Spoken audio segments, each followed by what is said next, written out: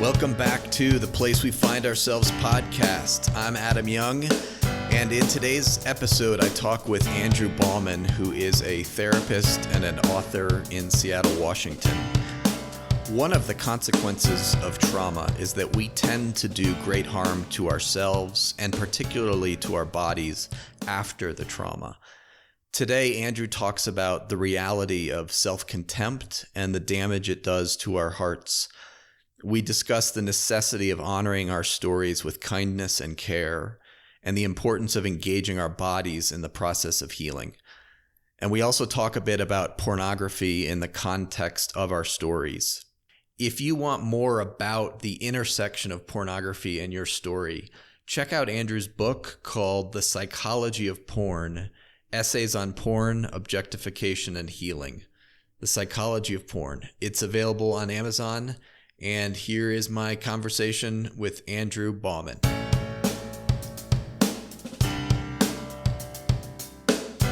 When did you first learn that you had a story, and what prompted you to begin engaging it? For me, my story grabbed me. It almost like a hound dog hunting me down, and I'm fairly stubborn man, and so I'm fairly competitive. So I ran away from it for as long as I could until it nearly killed me. Meaning, 13 years ago, I found myself in a psych ward, nearly contemplating suicide, and I felt like that was the beginning of my journey. 13 years ago. That was when I lost everything, when all my addictions no longer worked, when all my masks no longer fit, and it almost forced me to begin to do the work that I desperately needed to do. But it was a matter of survival. If I'm going to live, I'm going to have to engage my story. If I'm going to survive, I'm going to have to face my fear of engaging what I've been running from for all these years. Part of my deep woundedness, it can sound cliche, but it's deep wounds from my father. Deep wounds of abandonment from 8 years old on, and that was the beginning by the time I turned 21 and ended up in the psych ward. Like that was in a sense the first step for me of dealing with that core wounds. But then the deeper I got, the more I found, the more wounded, the kinder I was, the deeper I entered into my story. It opened up this huge, the dam broke as far as my life, as far as knowing God. And that really set me on a journey for the last 13 years of digging deeper and deeper into my life and finding more and more of those wounded places and just beginning to take them seriously instead of dismissing them. So say more about that. It's almost as if you're saying that you had a vague awareness that there was wounding in you, prior to 21. But something happened and you began, I love the phrase, taking your heart seriously. Yes. What did that look like? What does that mean, taking it seriously? Yeah, I think I had so much contempt for kind of my vulnerable parts, the parts of me where, I'm 21, but I feel like I'm 7. So, you've barely started to answer, and I've got to interrupt you because that's such an important sentence. What do you mean by that? I mean, I'm living this duality, right? So whenever there's trauma, in many ways you stop living when the trauma occurs, all right? Psychologically speaking, it's called a split, right? And so it's part of me when my parents' marriage blows up at 8, and nobody talks about it. We go on vacation without my dad and don't go back to Florida.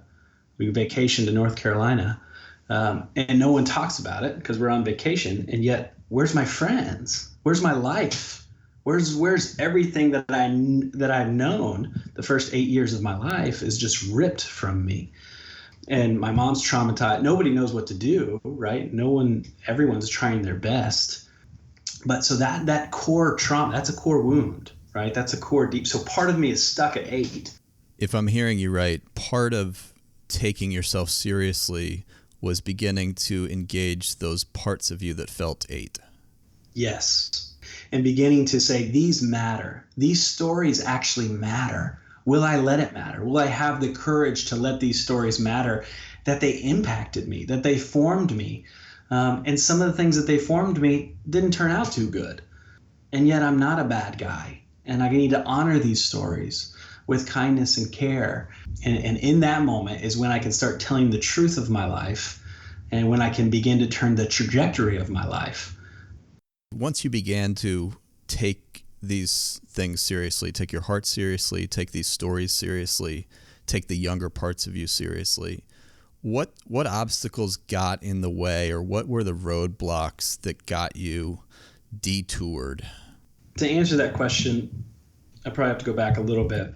Part of the way I soothed my core woundedness was beginning to get addicted to internet pornography about the age of 12 or 11. So when that came into my life, again, it's absolute destruction in my home where nobody's talking about anything. We're all scared. We're all angry, and porn shows up. Right? And it's the closest thing to heaven that I could attain at the time. It was a taste of beauty. It was soothing to my childlike heart. And I could almost relax from the chaos of my home. So porn comes in and it begins to soothe me. It also begins to create in me a style of relating, kind of a pornographic way of being in the world. And I begin to use women inappropriately to soothe that woundedness. And so as I continue my life and as I grow older and begin to try to consider actually authentic intimacy and authentic relationships, I realize I have no idea what the hell I'm doing. I have no idea what I'm doing. And so part of that, to answer your question, is I almost had to relearn how to relate. I almost had to, and I'm 9 years sober now from pornography, and yet that 9 years has been relearning, and specifically with my amazing wife, having such tenderness and compassion to my journey, relearning how to have healthy intimacy, how to do relationships, how to heal, not just from my core wounding, but from what I did with my core wounded. Right? Basically, I think what I did, it actually did more damage in many ways. So say more about that, Andrew. That feels both like a courageous and profound sentence that where there seems to be a massive amount of heartache. Yeah. So many times we can just focus on the trauma, right? So let's say, sexually abused, and we focus on that, which again, it's a huge deal, incredibly painful. But what I think does even more of the damage is what I've done in light of the trauma, right? So for me, part of my trauma, and I won't go too much into it here today, but part of my trauma began to grow a contempt for myself. And so I started being incredibly harsh to myself. And I think, and then again, the addiction piece, right? What we just talked about. I think those pieces actually have taken much more time for me to heal from, is what I did to myself and the violence that I did to myself in light of my violence that happened in light of the violence that happened to me, right? And I see that with clients all the time that I work with as well, is, got abused, 20, 30 years ago, and they're just starting to deal with their abuse, but then they've realized for those 30 years, they've annihilated themselves.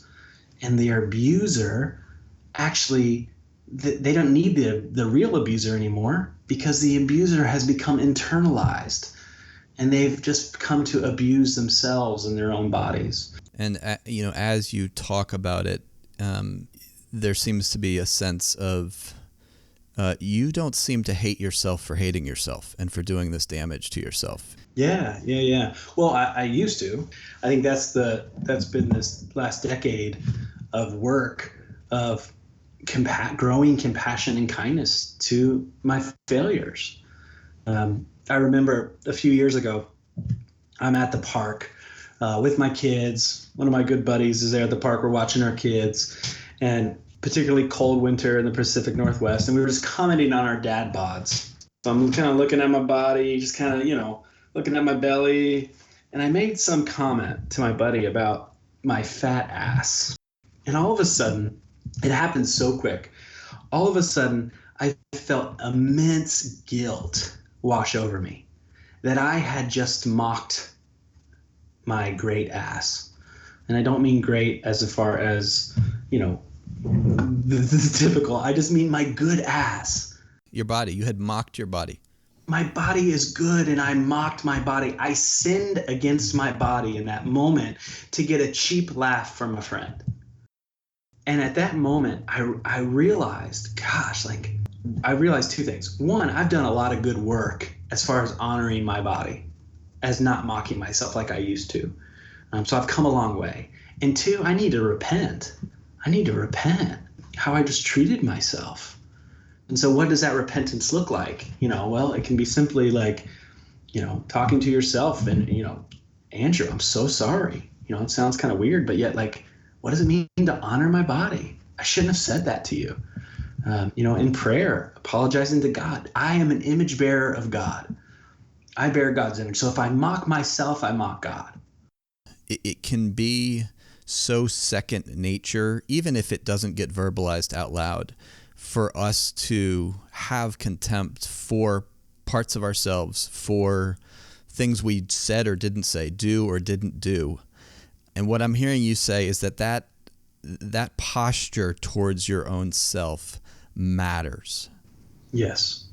You did violence to yourself that, compare it, I don't know what the point of comparing is, but at least rivaled the abuse and harm that was done to you by others. Well said.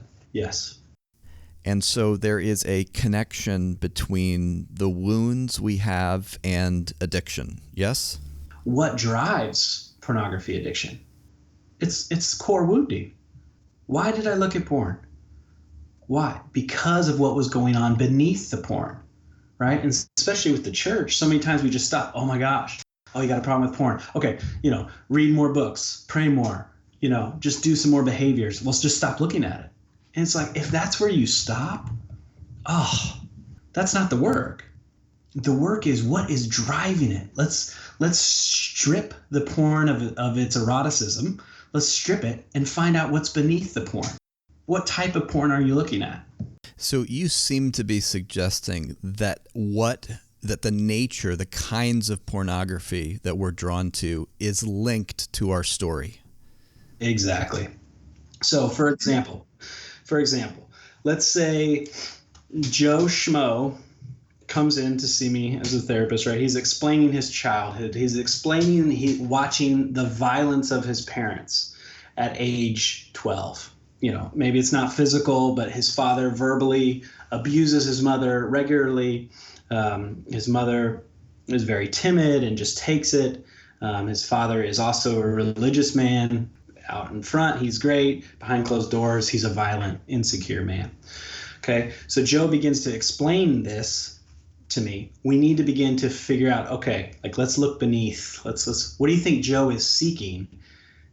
At age 13 when he begins to look at pornography, what is Joe seeking to mend? I would assume Joe begins to look at very intimate porn, not violent porn. Joe begins to get very aroused by the buildup of sex, right? The tender touches, the soft eyes of a woman. If we look at the style of porn he looks at, what he's trying to do is go back to the core wound of, I need intimacy from my parents. I need love. But if we just judge him for Joe being a pervert, right? If we just leave, we're never going to get to what he's actually looking for. He's actually looking for deep love and connection. And so in that sense, there's something, and I know this needs to be said carefully, but there's something about his movement towards pornography that is actually good. Yes. And this ruffles all sorts of feathers, and I get people pissed at me all the time. But this is actually, I think, where we need to begin to move. What does it mean to bless pornography? I don't mean blessing the sin. I don't mean blessing that. I mean blessing the goodness that it's brought you. I mean blessing that, and I'll speak to my own life. Porn saved me because of the desolation of my family. Now, this is where it gets a little dicey or a little nuanced. Porn also killed me, nearly killed me. In the example of Joe Schmo, there's something driving him that's good.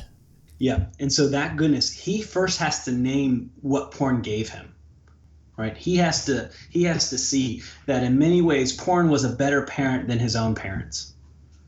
He has to name the truth of that before he's ever willing to let it go.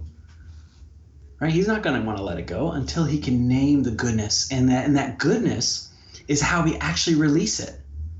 Right? And what Romans 2:4, the kindness of God leads to repentance. It's the kindness, I think, kindness to your story of addiction, to begin to lead you to repentance, to let porn go, and to outgrow porn, to mature and no longer need it. I know now what I need more fully, which is genuine intimacy and genuine love.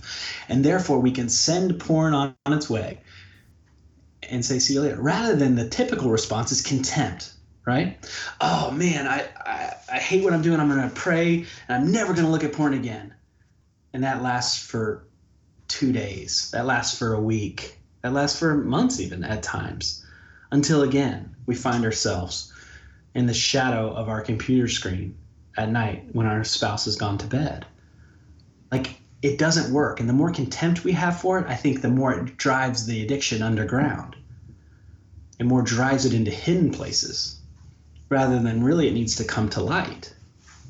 Statistically, the number of people, both men and women now, especially with Christian backgrounds, who get caught up in pornography in ways that it begins to torment them. Statistically, we know that there's not a lot of recovery, even for those that are in therapy.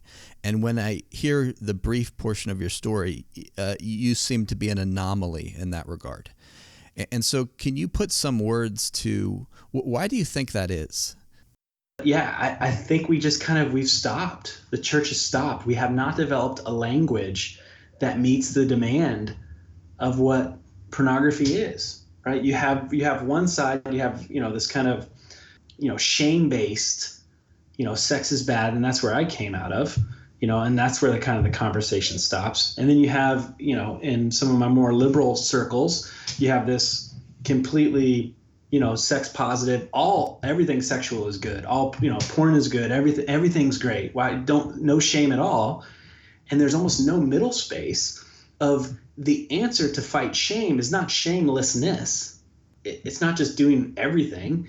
It's actually beginning to step in and beginning to language this war more appropriately, more kindly.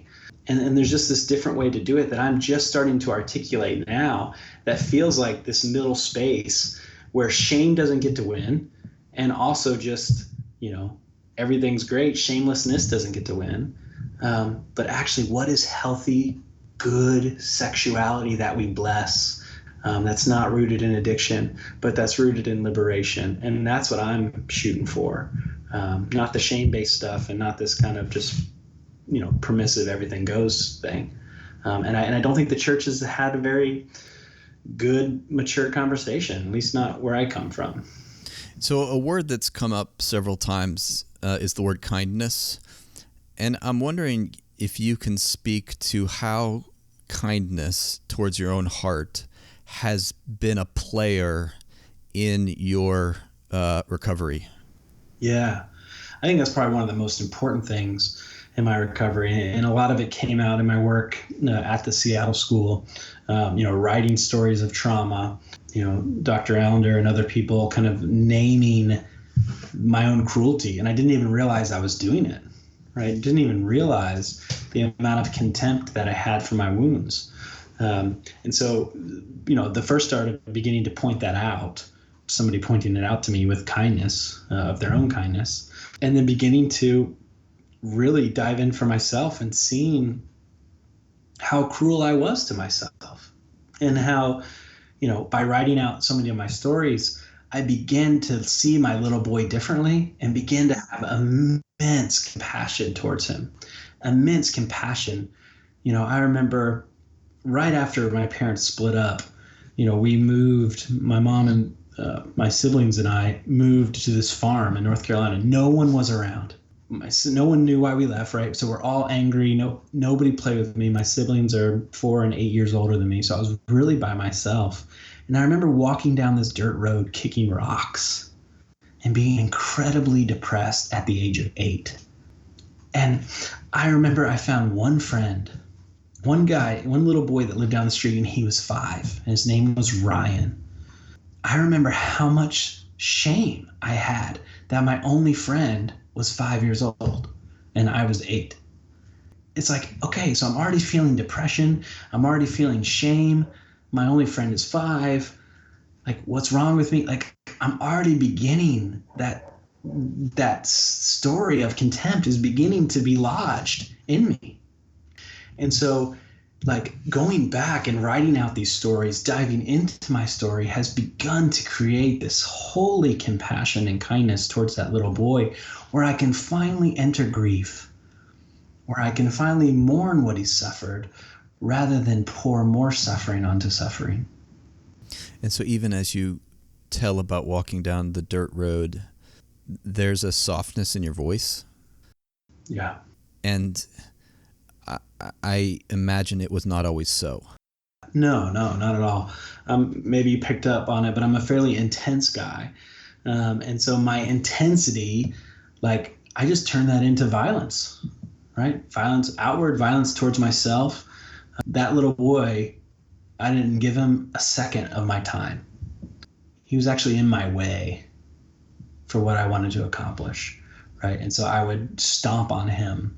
I would just harm him more and more. And until I began to take my story seriously, until I began to take his woundedness, my woundedness seriously, is when I began to grieve him and grieve my own story, which began to free me, which began to heal me. What were some of the things that prompted a shift in your posture towards the boy on the dirt road? Really beginning to write my own stories, and then having trusted counselors or, trusted advisors dive into those stories and really walk with me. And that's my hope as I work with my clients is, do you have a sage or a trusted advisor to walk with you through these stories, a trusted therapist, a trusted spiritual advisor to really go deep in these stories? And in their kindness towards me, I began to take on what I saw in their face and make it my own.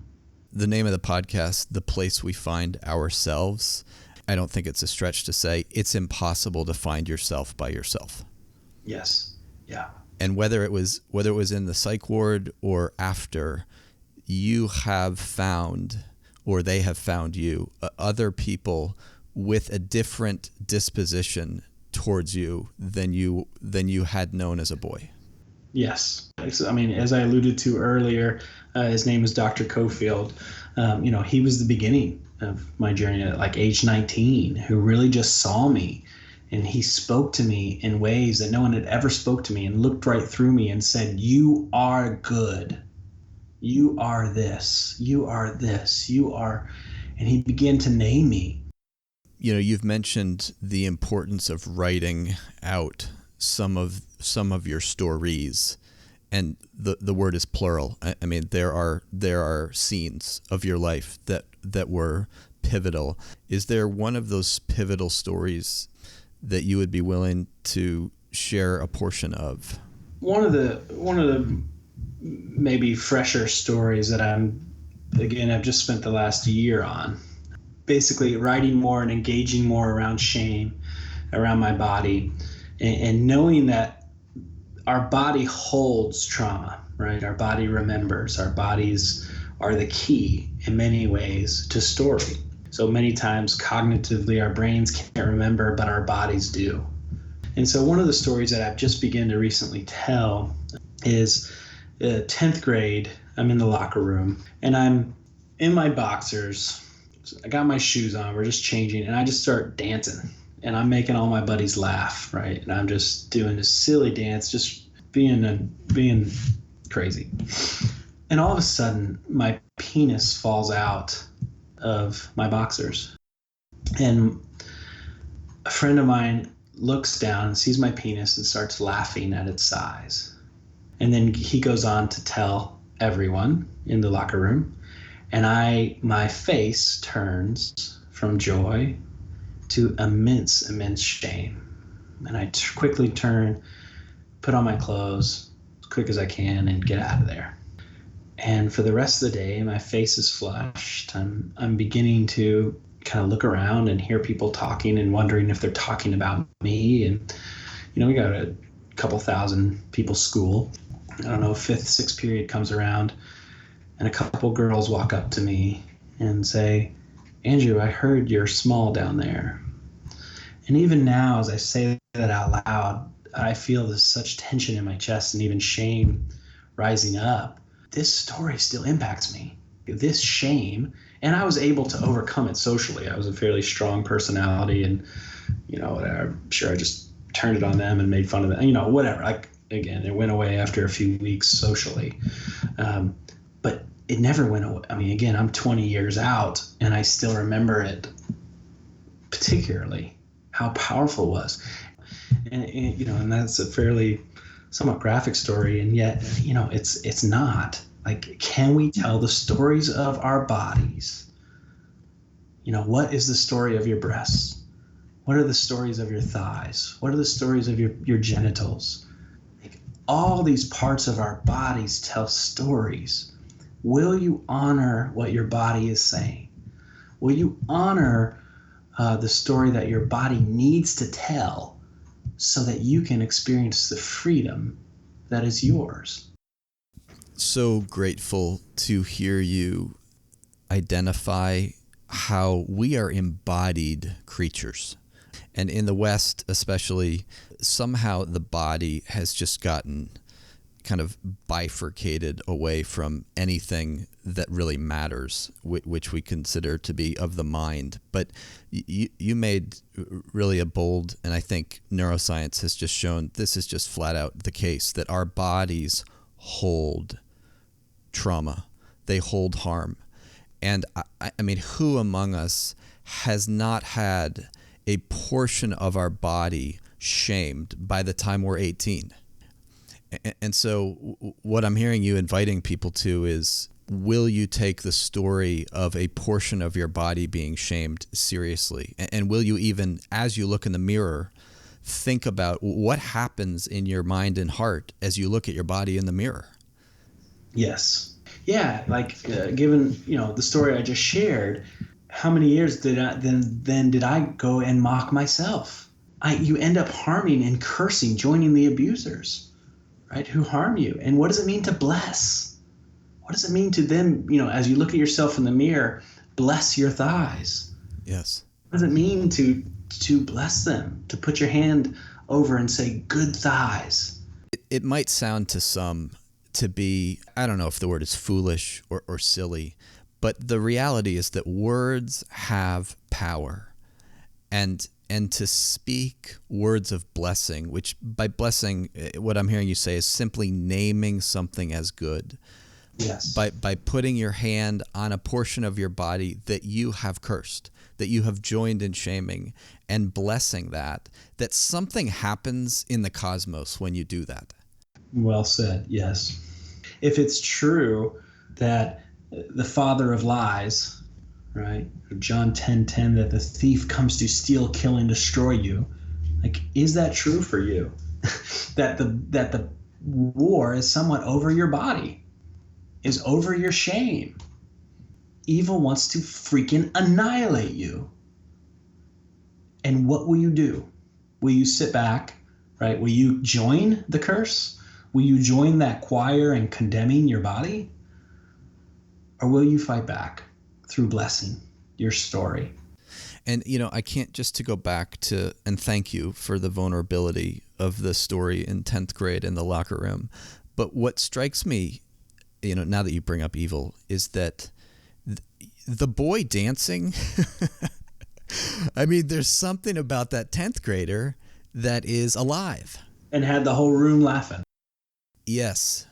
He owned it. And all of a sudden, that moment of great pleasure, that moment of great joy, or as Dr. Allender says, shalom, right? Shattered in that moment, evil came to steal my pleasure. The more I hear people's stories, the more it becomes so clear that evil doesn't assault us randomly. There's something about the unique way that you bear the image of God as Andrew that evil assaults in particular. Yes. And that's why we got to know our story, right? There's another reason. You're not going to know how to fight back. You're not going to know how evil is hunting you and haunting you until you can know the particulars of your story of where you're vulnerable. It's no accident that one story of shame has to do with my sexuality and my sexual brokenness. In the aftermath of that, and I know you said that socially you recovered kind of because of your personality within a matter of weeks, but in the aftermath of that story, whether it was when the girls approached you, before, after, that night when you went to sleep, what are some of the things that happened in your heart? I think it went underground. I think it just kind of went internalized, and I think I literally tried to forget about it, which is totally in line with what I did with all my wounds up to that point, right? And for the next few years until I lost it all, I just shoved it down. Friends, we are going to pause here midstream, even though it's rather abrupt, because there will be a part 2 to my interview with Andrew. Today, Andrew highlighted the importance of writing out some of the core stories of our lives, stories in which we were either harmed or experienced tragedy. And if you want help with that endeavor, you can get a free resource on my website that guides you through the process.